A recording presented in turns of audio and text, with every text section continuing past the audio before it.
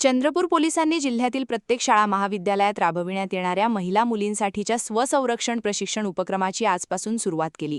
जिल्ह्यातल्या प्रत्येक शाळेतील 50 निवडक मुलींना 3 दिवस हे प्रशिक्षण पोलीस दलाच्या तज्ज्ञ चमूकडून दिले जात आहे।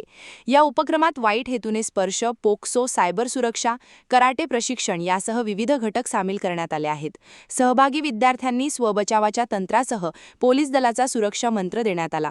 शहरातील चांदा पब्लिक स्कूलच्या सभागृहात या उपक्रमाची सुरुवात झाली।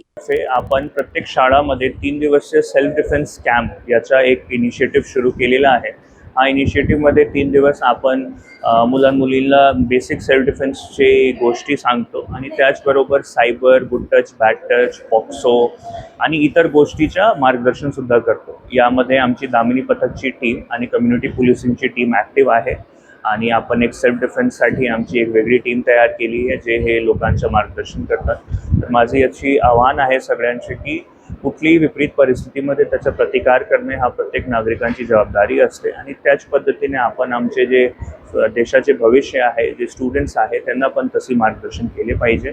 आणि चंद्रपूर पोलीस महिला सुरक्षेसाठी सदैव तत्पर आहे आणि कुठली अशी गोष्टी समोर आली की त्याला डील करण्यासाठी चंद्रपूर पोलीस सक्षम आहे।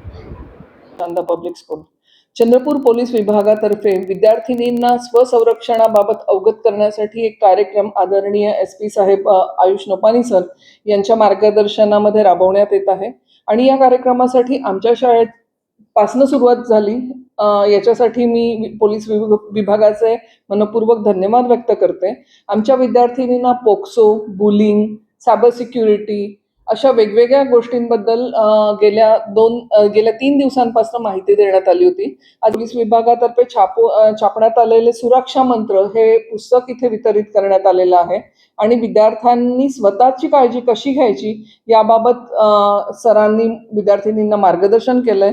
मी आमच्या शाळेतर्फे संपूर्ण पोलीस विभागाचे तसेच SP साहेबांचे मनपूर्वक धन्यवाद व्यक्त करते आणि अपेक्षा व्यक्त करते की मुली भविष्यात स्वतःच्या संरक्षणाची जबाबदारी स्वतःच्या खांद्यावर घेतील।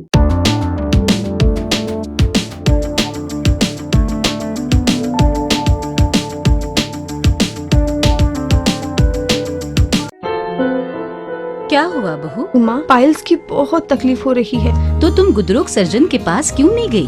देखो, जैसे हार्ट के लिए हार्ट स्पेशलिस्ट, ब्रेन के लिए ब्रेन स्पेशलिस्ट, तो पाइल्स के लिए पाइल्स स्पेशलिस्ट क्यों नहीं? स्त्री हो या पुरुष, टॉयलेट में तकलीफ केवल पाइल्स ही नहीं और भी कई प्रकार के गुदरोग तथा कैंसर भी हो सकता है। इसीलिए इसकी प्रत्यक्ष जांच जरूरी है।